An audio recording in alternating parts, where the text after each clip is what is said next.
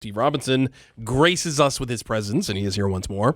Editor-in-Chief of the Maine Wire, Robinson Report as well. Check it out. Check both of them out online now. Steve, how are things this morning? Oh, fantastic. And getting better every day, I would say. Well, your electricity prices aren't, but I'll get to that in a minute. I actually have like 4 or 5 things to go over with you, so if you can humor me to take the tour of the world here a little bit, and I do mean that literally here, let me start with Decca DeLocke. Decca DeLocke, for those of you who are listening who don't know her, has made some national news recently for her comments related to Somalia and representation. Could you perhaps decode this story for us a little bit and tell us what we might have missed, Steve Robinson? Well, I think Decca DeLocke has a problem, and her problem is mostly related to video cameras that have captured her talking about Somalia over the last 2 to 3 years at various conferences across the United States.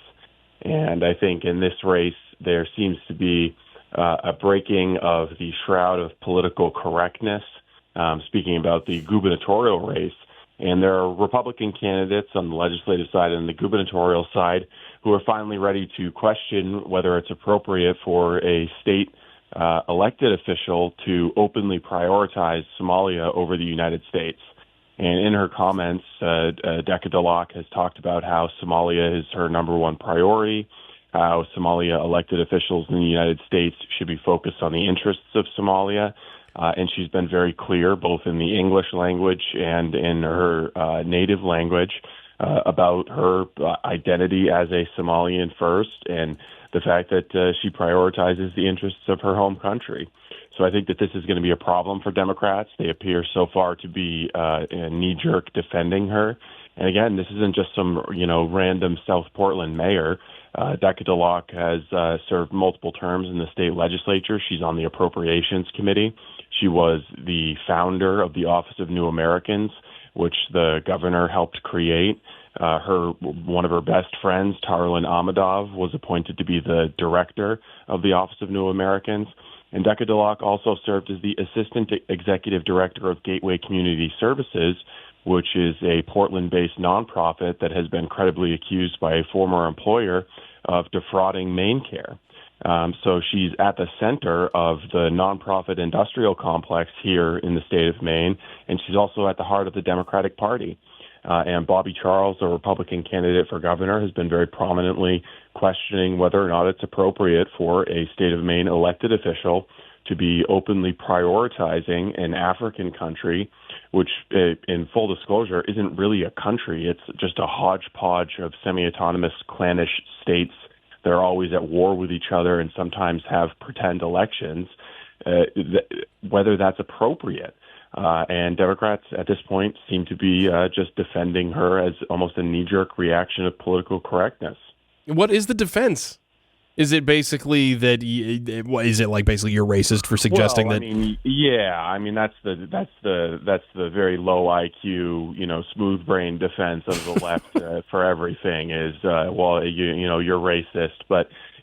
Put it in different terms. If there was somebody, who moved here from New Hampshire and said, my number one priority is helping New Hampshire, and right. I might be a state elected official here in Maine, but I'm trying to bring home the bacon to New Hampshire, and I want all of my, my fellow Granite Staters here to be wiring 25% of their paychecks back to New Hampshire, and I'm looking out for the Granite State. I think most people in Maine would understand that and would have a problem with it, but there seems to be this veil of left-wing protection around her because of her refugee status.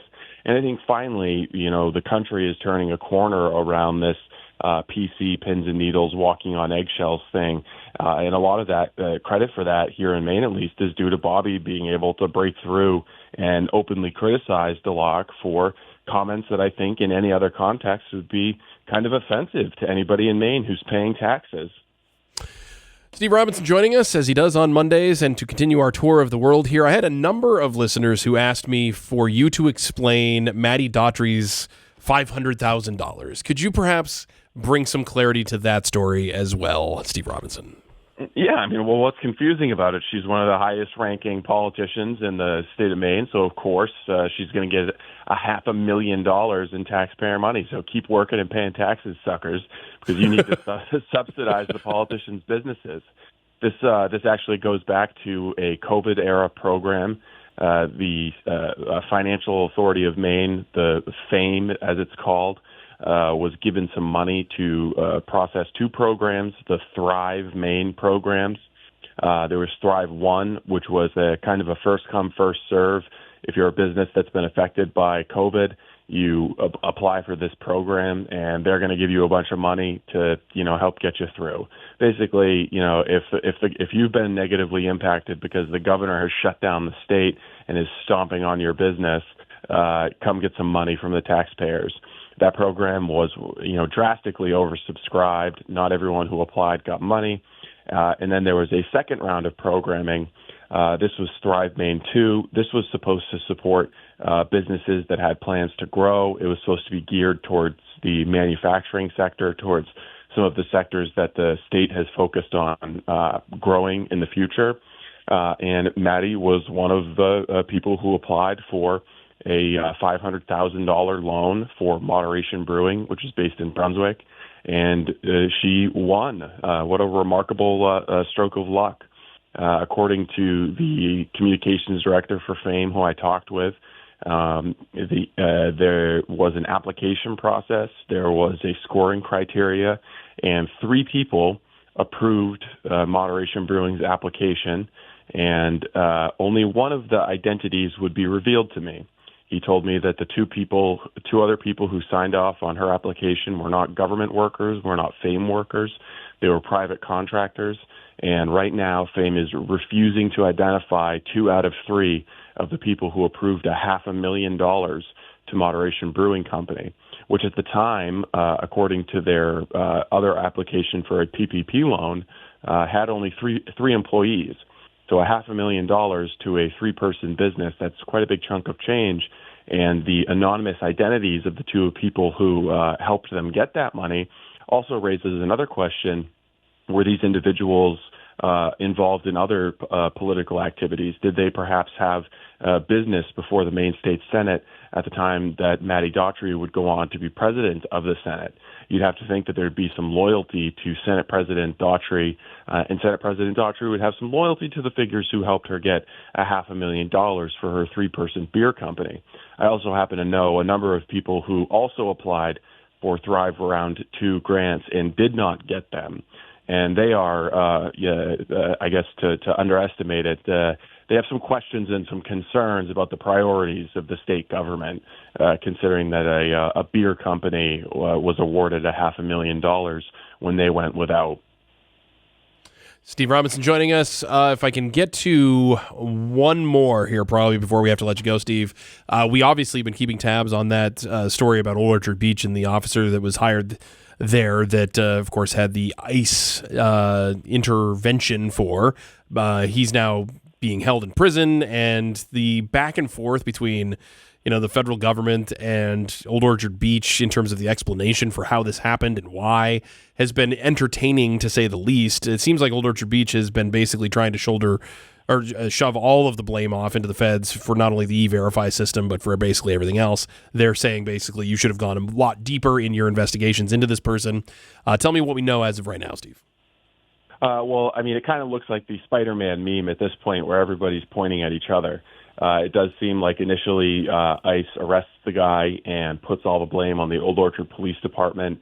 The Old Orchard Police Department does research, finds that they seemingly jumped through all the hoops that they had to, but somewhere along the line, this individual had to have lied or fibbed on his application in order to jump through some of those hoops. I think the broad story, regardless of who exactly is to blame for the failure, is that there was a failure. There was a failure in the vetting system, and it's very difficult to go to, say, any kind of farm or orchard or a manufacturing business or market basket or whatever company in New England and penalize them for hiring people who are here in the country illegally when a police department in a fairly well-funded city can't even ensure the legal status of their own employees. So what this points to, I think, is a breakdown in the systems that we use to verify the legal employment status of individuals who are here in the country. And even more broadly speaking, this is the problem you have when you have multiple overlapping failed legal immigration systems combined with a wide open southern border for 5, 10, 15 years, and a huge presence of people who are here illegally, some of them claiming various asylum statuses. So it's just a symptom of a totally failed, disorganized, chaotic immigration system. But it's going to make it very difficult to point the finger at other businesses for hiring illegal employees when Old Orchard Beach appears to have done the same exact thing. And that's unfortunately all the time we have for you this morning. Steve Robinson joins us every week at this time, and we appreciate it always. Thanks a lot, Steve. We'll talk to you next Monday.